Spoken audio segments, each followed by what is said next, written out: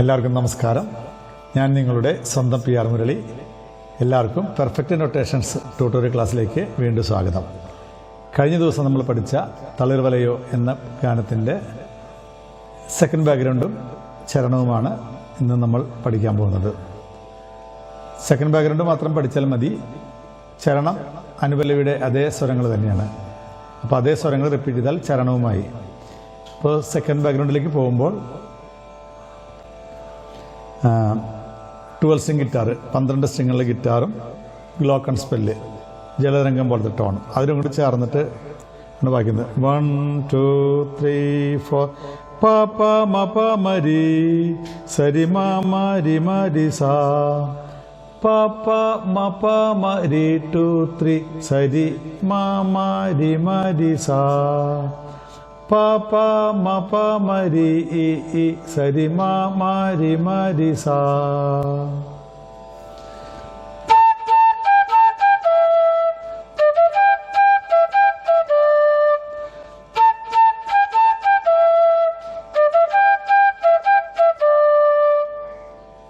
പിന്നെ അതിൻ്റെ ബാക്കി സ സ നി സ നി നി സ സ നി സ നി, അത് രണ്ട് വലിയ നീ ഹാഫ് നോട്ട് വരും.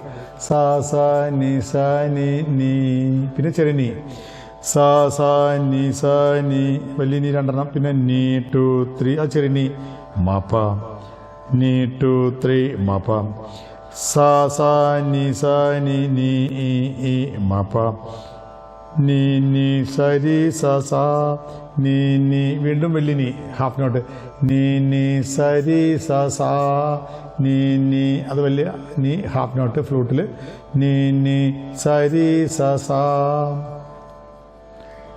സ സ നി സ നി നി 2 3 മ പ നീ നീ സരി സ സ. അപ്പോൾ പ പ മ പ മരി ഇ സരി മ മരി മരി സാ സ സ നി സ നി നി ഇ മ പ നീ നീ സരി സ സ. ഫ്ലൂട്ടിൽ വായിക്കുമ്പോൾ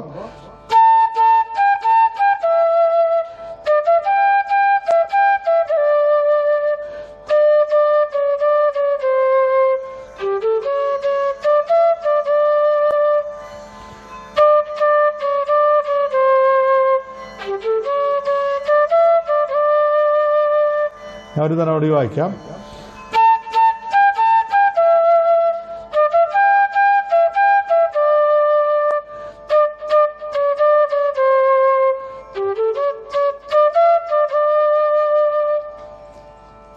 ഇതാണ് ഇതിൻ്റെ സെക്കൻഡ് ബീച്ച് തുടക്കം. അത് കഴിഞ്ഞിട്ട് ഫ്ലൂട്ടിൻ്റെ ബാക്ക്ഗ്രൗണ്ട് അതേ സെയിം പറ്റുകയാണ്. മ പ നി സരി സരി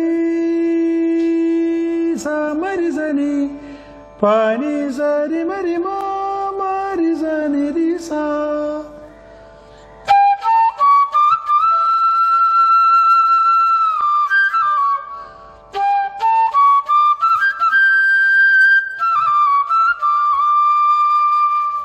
ആ ബിറ്റ് സെയിം തന്നെ വരും. അപ്പം ഞാൻ ചേർത്തൊന്ന് വായിക്കാം.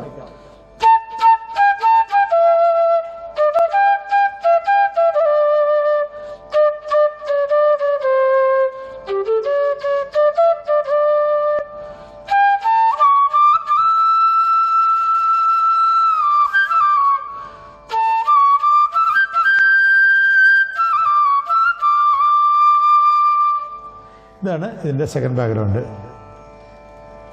പിന്നെ ചരണം വെള്ളിപ്പൂക്കുമാറ്റും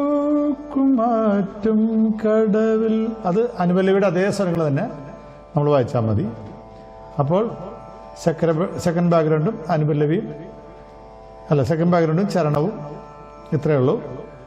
ഇത് നിങ്ങൾക്ക് പരിപൂർണമായിട്ട് മനസ്സിലായി എന്ന് ഞാൻ വിശ്വസിക്കുന്നു. ഇതെല്ലാവരും ലൈക്ക് ചെയ്ത് ഷെയർ ചെയ്ത് സബ്സ്ക്രൈബ് ചെയ്ത് ബെല്ലൈക്കൺ അടിച്ച് ഓളടിച്ച് എന്നെ മാക്സിമം സപ്പോർട്ട് ചെയ്യണം എന്ന് ഞാൻ വീണ്ടും നിങ്ങളോട് അഭ്യർത്ഥിക്കുകയാണ്. ഈ പാട്ടിൻ്റെ പൂർണ്ണരൂപവുമായിട്ട് നമുക്ക് അടുത്ത ക്ലാസ്സിൽ കാണാം. അതുവരേക്കും വീണ്ടും എല്ലാവർക്കും നമസ്കാരം. Thank you.